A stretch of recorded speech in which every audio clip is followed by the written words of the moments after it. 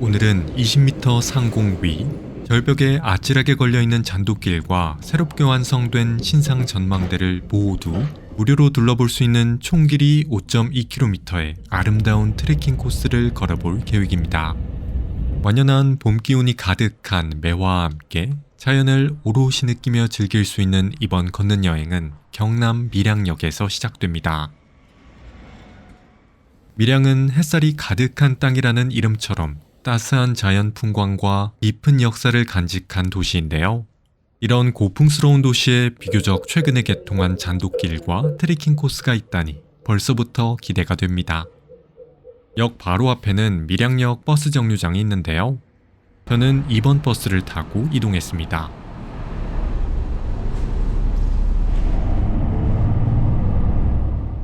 버스를 타고 새 정류장을 달려 가곡동 행정복지센터 정류장에 하차했습니다. 여기서 바로 오른쪽으로 뚫려 있는 길을 따라가면 됩니다. 앞쪽에 있는 굴다리를 지나 위쪽으로 쭉 걸어갑니다. 그러면 이렇게 연등이 걸린 길이 나오는데요. 이 길을 따라가다 나오는 왼쪽 골목길로 들어가면 됩니다.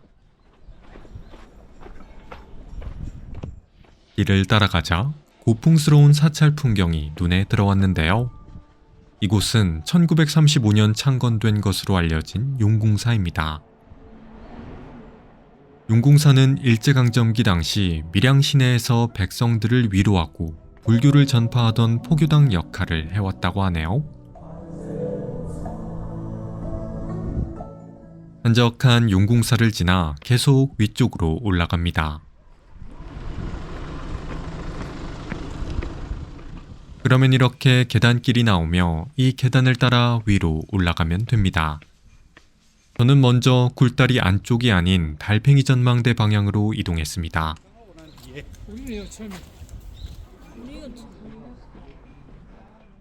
길에는 봄이 왔음을 알리는 노란 산수유꽃도 가득하네요.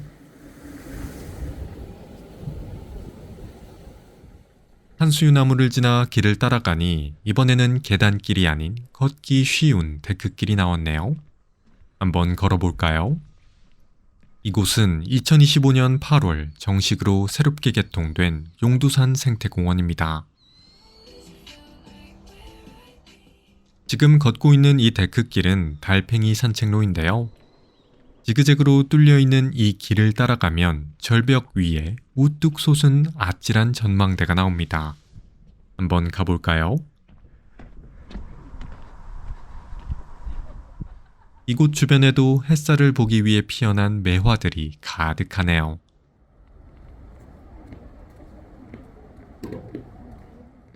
계속 데크길을 따라가니 나선형의 모양으로 솟아있는 커다란 전망대가 나왔습니다. 그냥 지나칠 수 없겠죠? 한번 올라가 보겠습니다. 전망대 위쪽에 오르자 이전에는 볼 수 없었던 밀양시의 광활한 풍경이 눈에 들어왔습니다. 이 전망대는 밀양강 절벽 위 10m 높이로 건설된 나선형 전망대인 달팽이 전망대입니다. 아래쪽으로는 드넓은 밀양강의 풍경이, 더 먼 곳으로는 옹기종기 모여있는 밀양 마을의 풍경이 보이는데요. 안 그래도 해발 고도가 130m가량 되는 용두산 정상부에 있어 높이가 높은데 여기에 전망대 꼭대기에 오르니 개방감 있는 풍경이 정말 환상적이네요.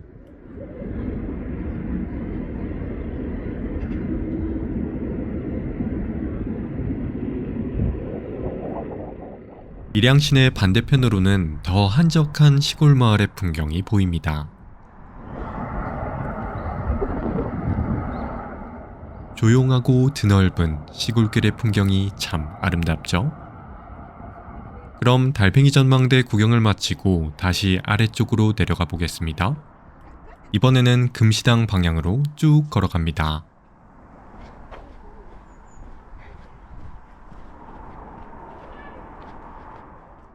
길을 따라가니 이번에는 고풍스러운 한옥 건물이 나왔네요. 그냥 지나칠 수 없겠죠? 한번 들어가 볼까요?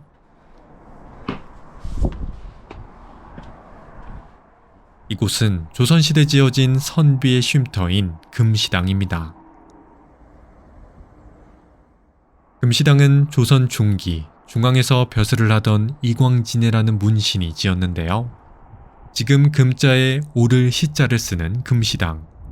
이곳을 보고 있으면 과거의 명예와 권력을 내려놓고 자연 속에서 살아가는 현재의 삶을 그리는 이광진의 발자취가 느껴집니다.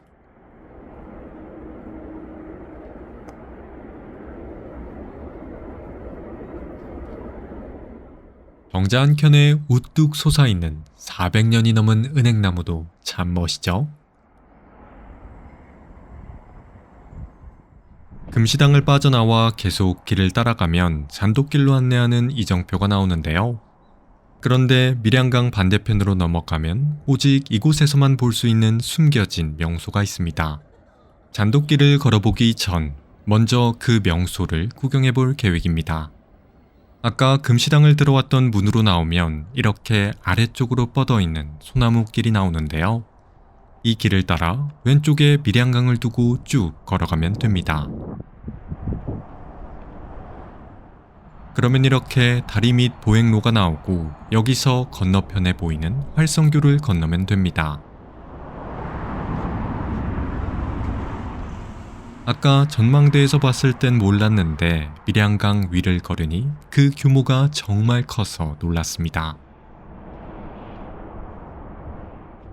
활성교를 건너 오른쪽으로 5분 정도만 걸어가면 됩니다.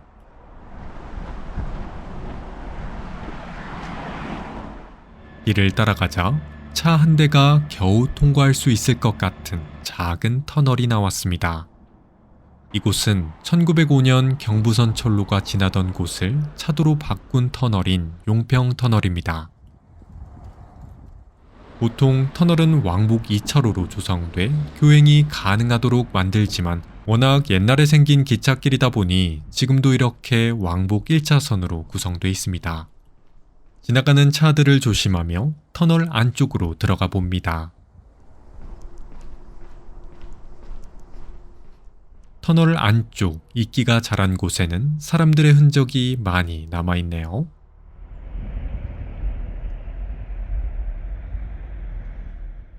터널을 빠져나오면 다음 터널로 진입하기 전까지 이렇게 천장이 뚫려있는 작은 공간을 마주하게 됩니다.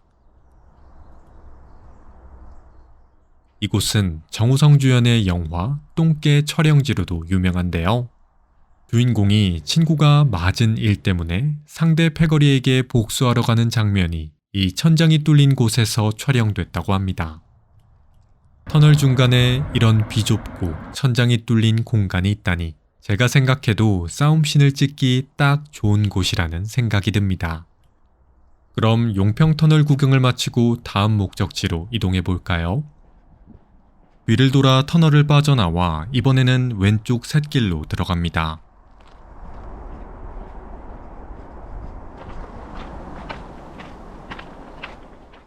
길을 따라가니 아까 금시당에서 봤던 풍경과 비슷한 한옥 건물이 등장했습니다. 이곳은 금시당과 비슷하게 1520년경 한림학사였던 이태 선생이 관직을 그만두고 고향으로 내려와 세운 별서인 월연정입니다. 월연정은 달이 비치는 연못이라는 뜻을 담고 있는데요. 정자 아래 흐르는 밀양강에 달이 비치는 모습이 무척 아름다워 붙여진 이름이라고 합니다.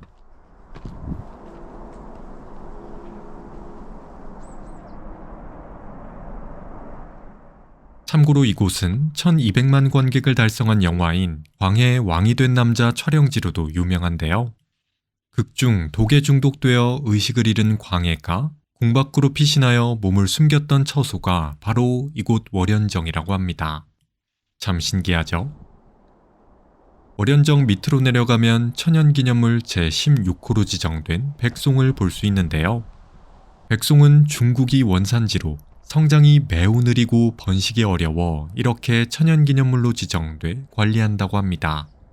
원래 500년 전 중국을 다녀온 사신이 이곳에 백송을 심었었지만 1925년 대홍수로 뿌리째 뽑힌 뒤 우연히 솔방울 하나가 절벽으로 날아가 자연 발화돼 지금의 백송이 됐다고 합니다. 참 신기하죠? 저는 이 신기한 역사를 지닌 백성 구경을 마치고 다시 금시당 주변에 있는 잔돗길 입구로 돌아갔습니다. 그럼 계속 길을 따라 걸어볼까요?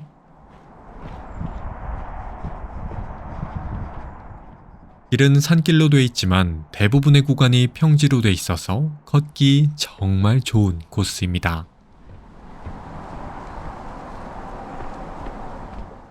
중간중간 펼쳐지는 밀양강의 광활한 풍경, 그리고 바람에 살랑살랑 흔들리는 작은 대나무 숲이 참 아름다운 길입니다.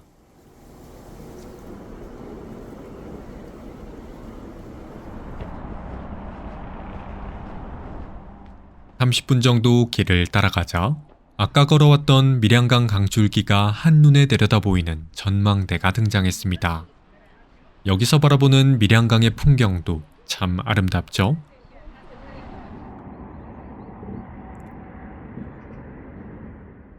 이 전망대의 바로 왼쪽에는 아까 처음 길로 들어서면서 안내받았던 잔돗길이 길게 펼쳐져 있습니다. 그냥 지나칠 수 없겠죠? 한번 걸어보겠습니다. 지금 걷고 있는 이 아찔한 잔돗길은 2025년 8월 정식으로 개통된 밀양강 잔돗길입니다. 이 잔돗길의 길이는 약 300m인데요. 길이는 그리 길지 않지만 20m에 달하는 절벽 위에 길이 조성돼 있어서 개방감 있는 경치와 아찔한 스릴을 느끼며 걷기 참 좋은 길입니다.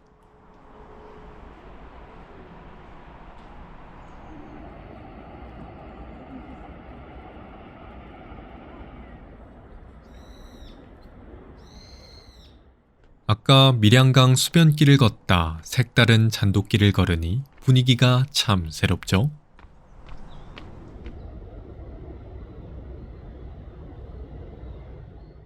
아찔한 잔돗길을 따라 아래쪽으로 쭉 내려갑니다.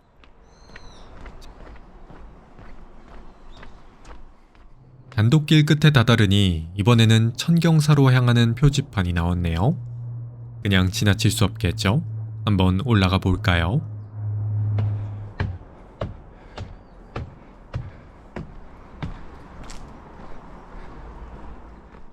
(1분) 정도 계단을 따라 올라가니 석굴로 안내하는 이정표가 나왔습니다. 더 깊숙한 곳으로 들어가 보겠습니다.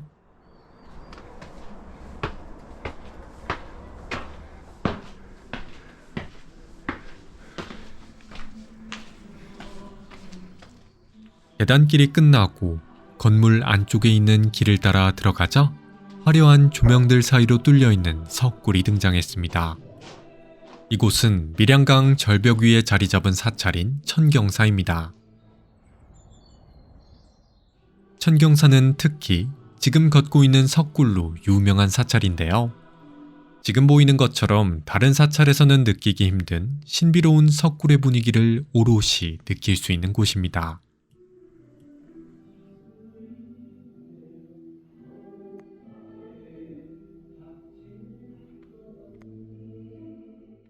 아늑하면서도 신성한 느낌이 드는 동굴 내부의 풍경이 참 신기하죠? 석굴 구경을 마치고 계속 계단길을 따라 올라가면 기도를 올릴 수 있는 법당이 나옵니다.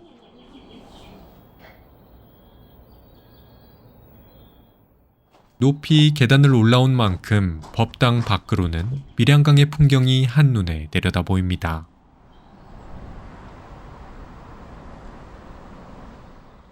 분명 같은 강을 보고 있음에도 불구하고 새롭게 보이는 개방감 있는 풍경이 참 멋있네요.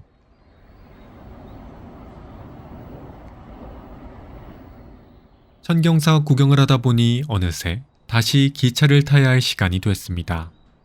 그럼 사찰 구경을 마치고 다시 밀양역으로 이동해 볼까요?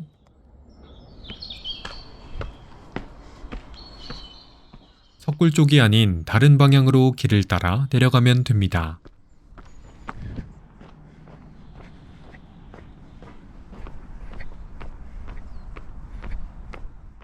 그러면 이렇게 처음 용두산 생태공원으로 들어왔던 포장길이 나오고 여기서 왔던 길을 되돌아 밀양 시내로 내려가면 됩니다.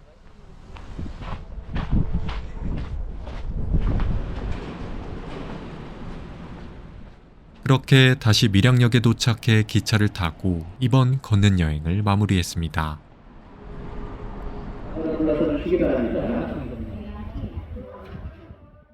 25년 8월 새롭게 개통된 용두산 생태공원 둘레길에서 느낄 수 있었던 밀양강의 아름다운 풍경, 그리고 그곳에서 발견할 수 있었던 고풍스러운 역사와 유명 영화 촬영지까지 이번 주말 사랑하는 사람과 함께 밀양으로 걷는 여행을 떠나보시는 것 어떠신가요?